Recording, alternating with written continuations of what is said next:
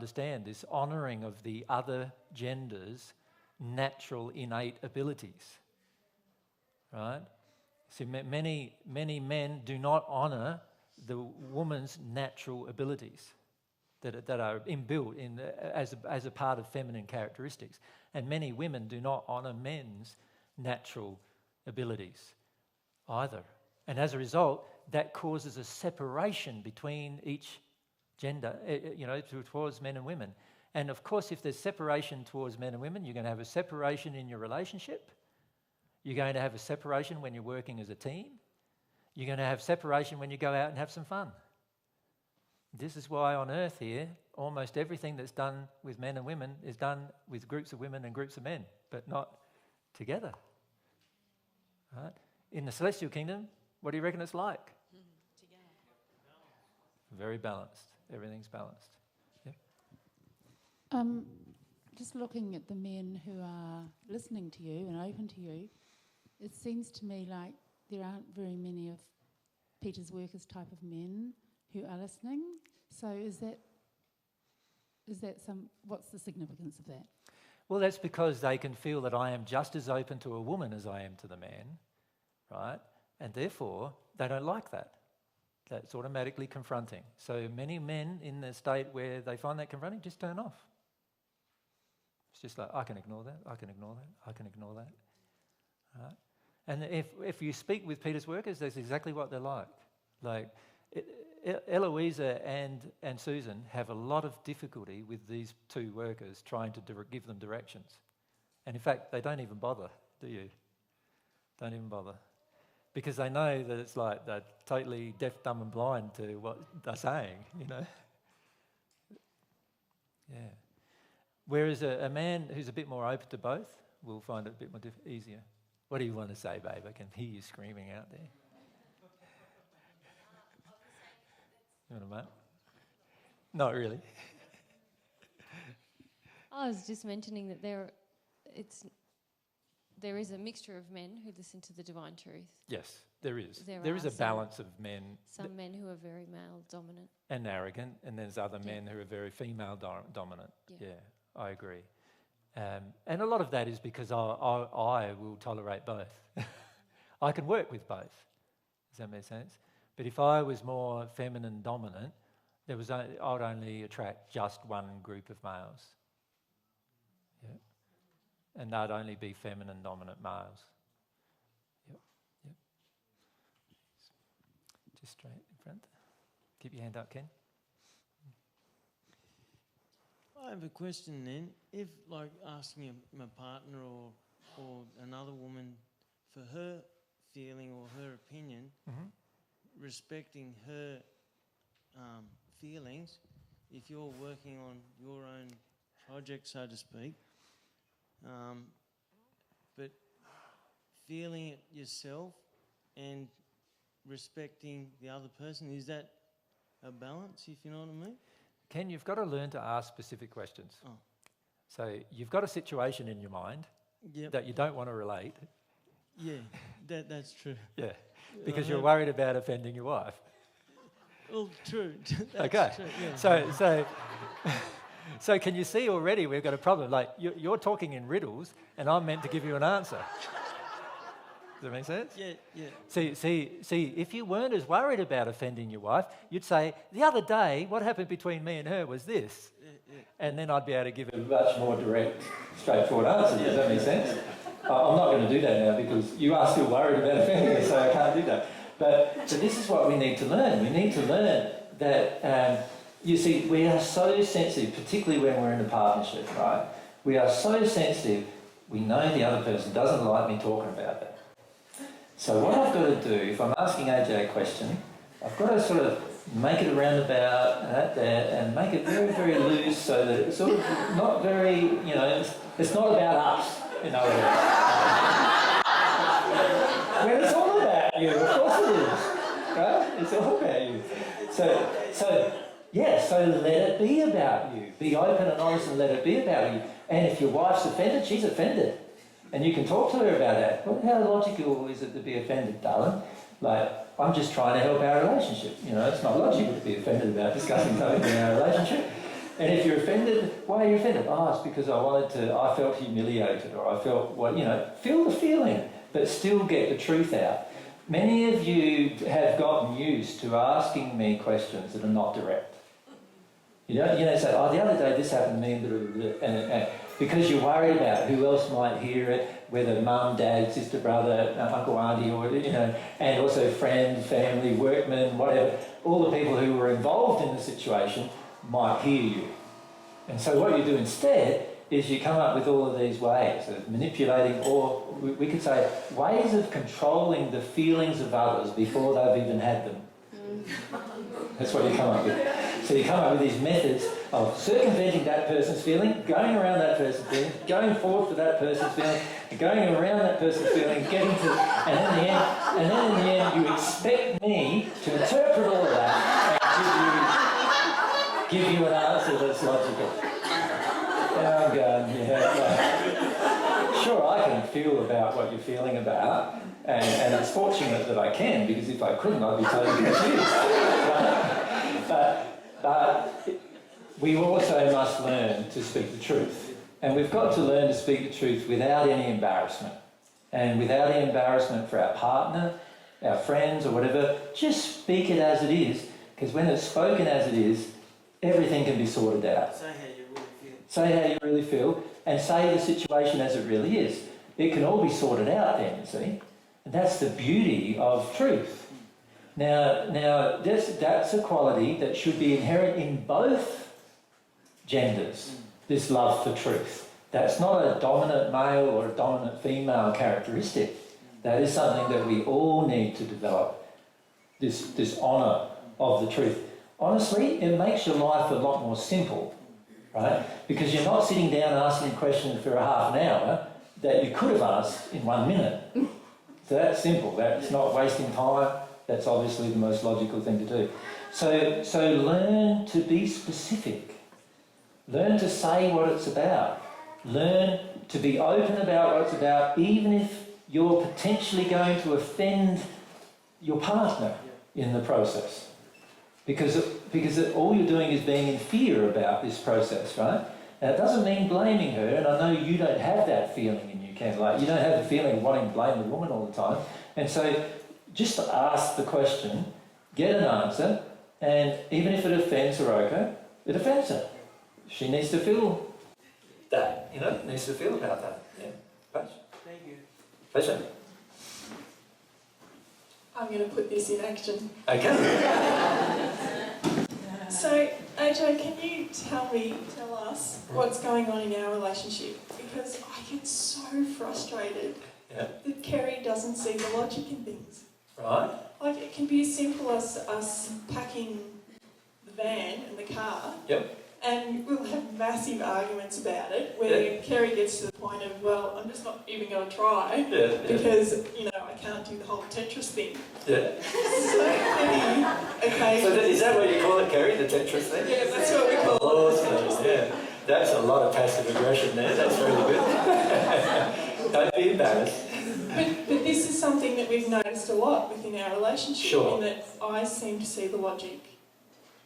One half of the soul will also see the logic, will generally see the logic better than the other half. Remember that it's about the honouring of the other half. However, and we've had a lot of this going on with us over 5 years, where we've had a lot of issues to work through with logic and function and form and beauty and things like that. And what we find is that most of the time, the person with the blockage towards the logic or the blockage towards the beauty has an issue with that characteristic parent. So in other words, there's so Kerry, I would suggest to you that you've got some issues with dad that prevent you from even desiring to be logical. Does that make sense? And the issues with dad are preventing an openness to the logic. And if you think about how you feel about your dad, you can feel that, I'm still fairly angry with him, I'd like to rebel against him and so forth because of, what he's done. And this feeling of rebellion causes a rebellion against any masculine characteristic. Does that make sense? Yep. And this is a natural thing to occur. Whenever we have some kind of childhood issue towards the parent that has that characteristic, we will then even rebel completely. We will not even want to engage the development of that characteristic. Yeah.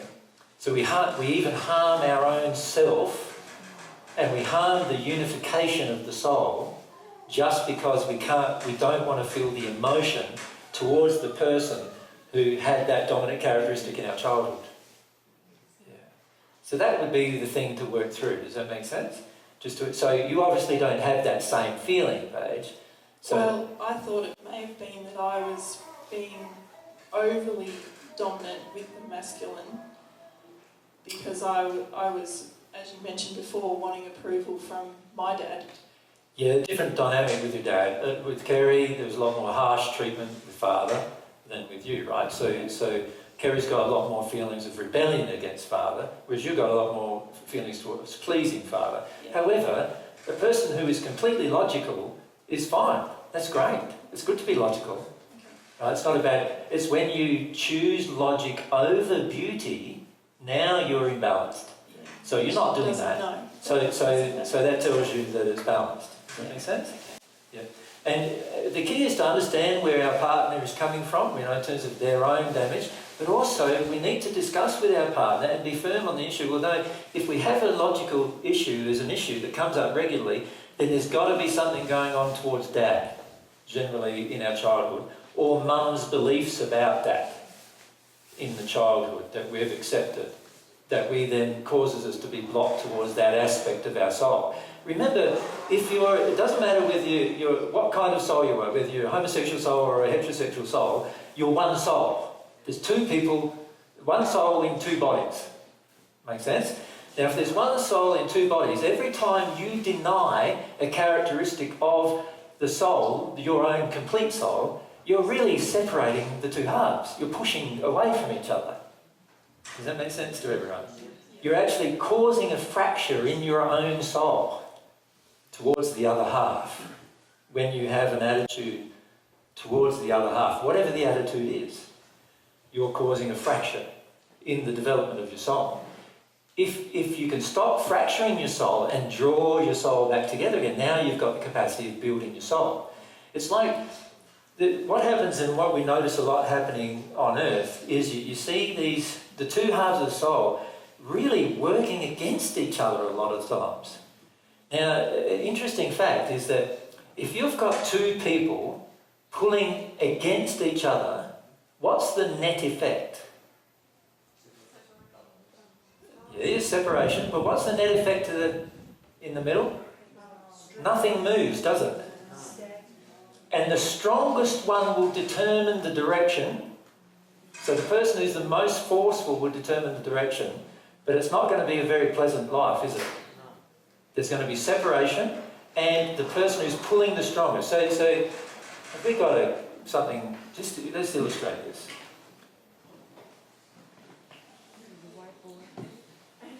Okay, yeah, we don't mind tearing up my jumper. I've had this jumper for I don't know how long, right? Now, if I'm pulling and Mary's pulling in the opposite direction, if that's our relationship, now it really is going to depend on what issue we're pulling on as to who's going to win. Isn't it? But all this time, we're not going anywhere. We're pulling on the jumper exactly the same amount of force at the moment, and we're not going anywhere. Our relationship's not going anywhere, and yet we're putting all this effort in the relationship, and it's not going anywhere because we're both pulling in the opposite direction, and it just and whatever the matter is, it just depends on whether I pull harder or Mary pulls harder, right? Or the relationship breaks. That's what's going to happen. Now you imagine if instead of doing that, here's the jumper, and we both come together and we walk along with it, how relaxed is that? There's no effort. There's no opposite effort pulling in opposite directions. We're working together. The relationship is staying intact without any stress or strain. You see? And it's relaxed and happy relationship. Right? And it's not torn apart. Right?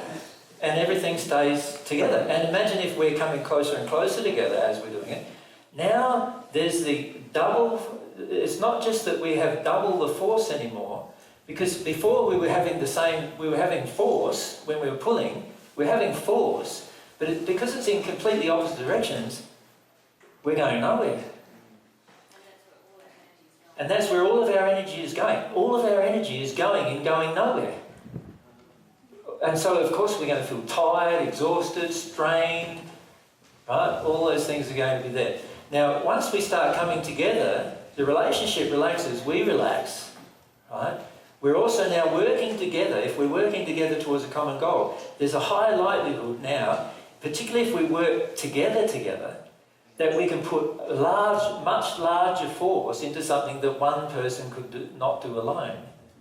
And in fact, the soul has the characteristic where, because they are together, the soul itself is now stronger. So it's actually stronger than its two halves, right? And therefore has the ability to create in a much larger way. It can create more than I could create individually without Mary. Or what Mary could create, if what Mary could create without me.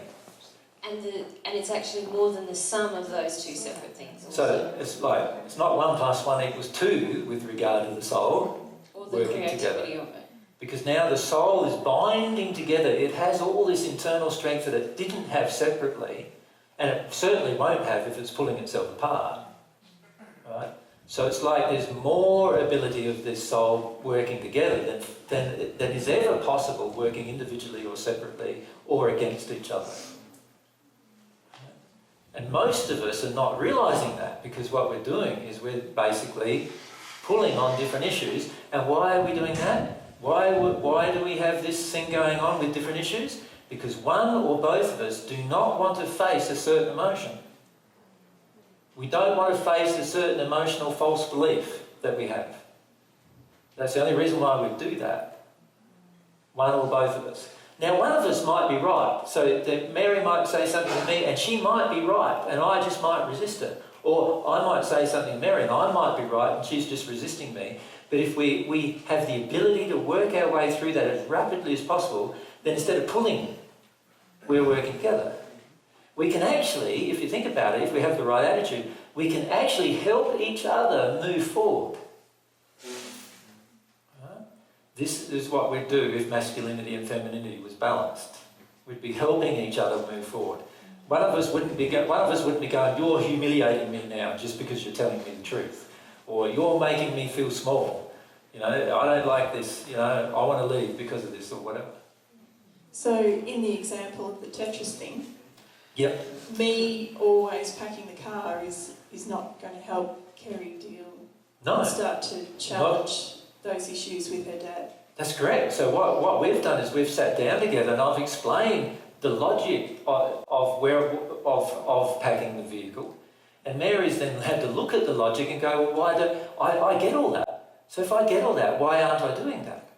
There's got to be some blockage towards the masculine that causes me to rebel against that." Does that make sense? Yeah.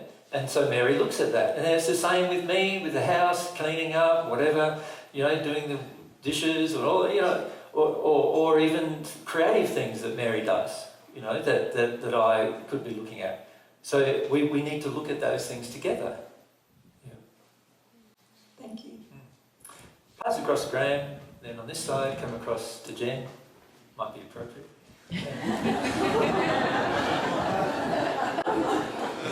Fire away, Graham.